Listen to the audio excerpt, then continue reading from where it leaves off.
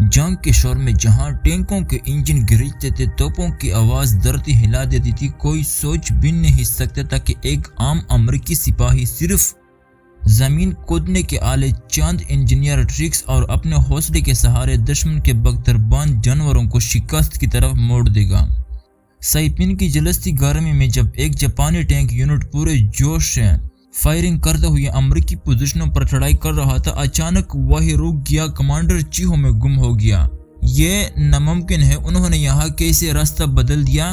جاپانی فوجی آگے بڑھے اور جب انہوں نے دیکھا کہ ان کی مضبوط ترین بختربان گاڑیاں کیچڑ، زاویوں اور زمین کے پیچیدہ ڈھلوانوں میں پھنسی ہوئی ہے، وہ واقعی حیران ہو گئے۔ ان کے سامنے وہ منظر تھا جو ان کے لیے ناقابل یقین تھا۔ امریکیوں نے زمین کے ڈیزائن سے جنگ کا نقشہ بدل دیا تھا۔ سائپین جنگ، وہ آخری مورچہ جہاں زمین خود ہتھیار بن گئی تھی۔ جولائی 1944 سائپین کے جزیرے پر جنگ اپنی انتہا کو چھو رہی تھی۔ جاپانی سلطنت کے لیے یہ جگہ اتنی ہی قیمتی تھی جتنی ایک آخری سانس۔ اگر سائپین گر جائے تو امریکہ کی بمباری کی پہنچ ٹوکیو تک ہو جاتی۔ امریکی میرینز آگے بڑھ رہے تھے، تھکے ہوئے، پسینے میں ڈوبے ہوئے اور لگاتار جاپانی مزاحمت کا سامنا کرتے ہوئے۔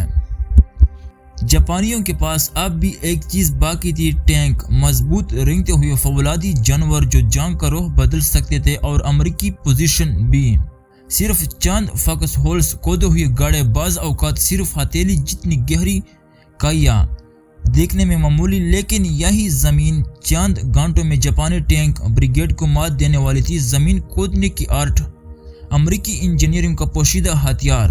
امریکی انفینٹری اکثر مشقوں میں ایک بات سیکھتے تھے، گولیوں سے لڑنا سب جانتے تھے لیکن زمین سے لڑنا صرف ذہین سپاہی جانتے ہیں۔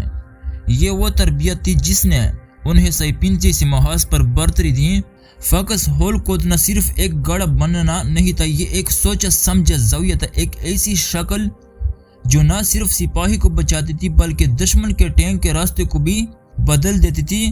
جنگ میں کئی بار ایسا ہوتا کہ دشمن ٹینک سیدھا آتا مگر چند گز پہلے رک جاتا، کیونکہ زمین کی ساحت اس سے جکڑ لیتی تھی۔ جاپانی فوجیوں نے پہلی بار دیکھا کہ امریکی پوزیشنیں محض کائیاں نہیں تھی بلکہ پورا میدانی نقشہ تھا جس میں ہر ڈھلوان، ہر گڑھا، ہر کٹاؤ ایک مقصد کے لیے بنایا گیا تھا۔ بانی رک گیا۔ صبح کی روشنی میں جب امریکہ کی میرینز ڈویژن آگے بڑھنے کے لیے تیار ہو رہی تھی، دور سے آواز ابھری، ٹینکوں کے ٹریکس کی گرج۔ یہ تھے ٹائپ 97 چائیہا ٹینک، جاپان کے قابل فخر بختربان یونٹ۔ سپاہی جانتے تھے کہ سامنے کھلے میدان میں براہ راست مقابلہ ممکن نہیں۔ ٹینک اپنی پوری طاقت سے گولہ باری کر رہے تھے۔ امریکہ لائن دینے لگی۔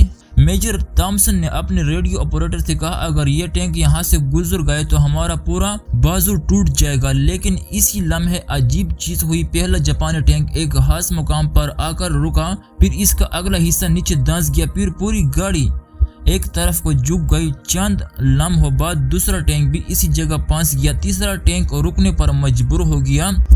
جاپانی کمانڈر حیران تھا، کچھ فاصلے پر کھڑے سپاہی چیخ اٹھے، یہ کائیاں راستہ بدل رہی ہے۔ جاپانی حیرانی شیولز جنگ کا راز کھلنے لگا۔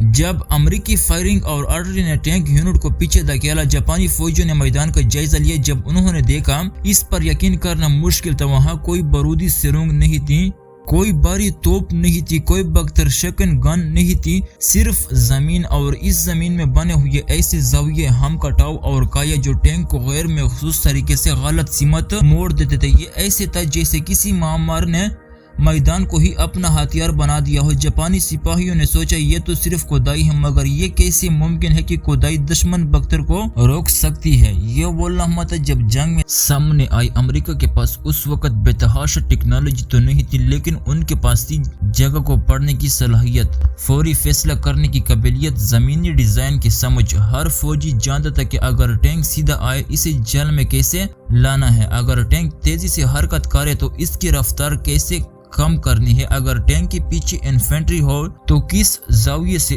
انہیں گولی مارنی ہے۔ یہ سب کچھ صرف کھدائی اور زمین کی چناؤ سے ہوتا تھا۔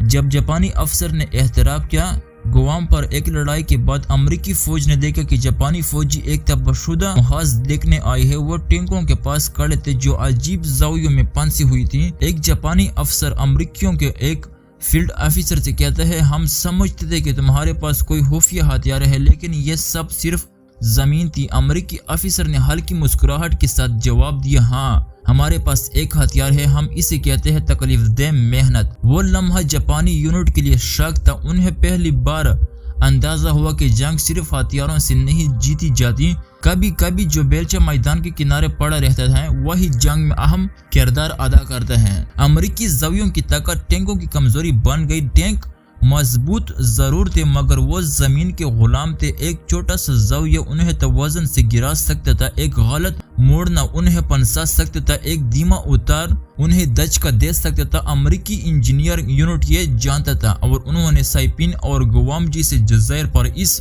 سمجھ کو حقیقت میں بدل دیا۔ جاپانی فوجیوں کے لیے یہ ایک نئی جنگ تھی، وہ جنگ جسے انہوں نے کبھی اسکول میں نہیں پڑھا تھا، نہ تربیت میں سیکھی تھی، نہ اپنی جنگی کتابوں میں دیکھی تھی۔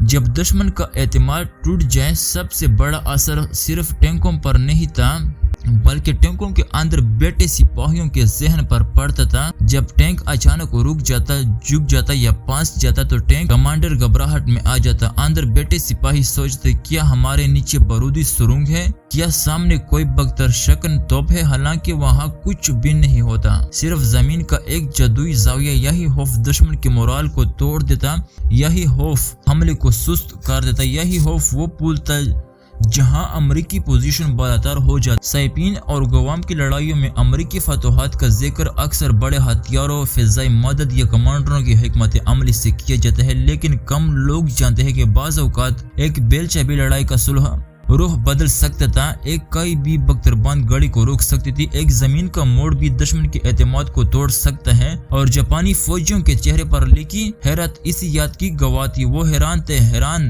کہ امریکی سپاہیوں نے جنگ کو صرف گولی اور گولے سے نہیں جیتا بلکہ مٹی سے بھی جیت لیا۔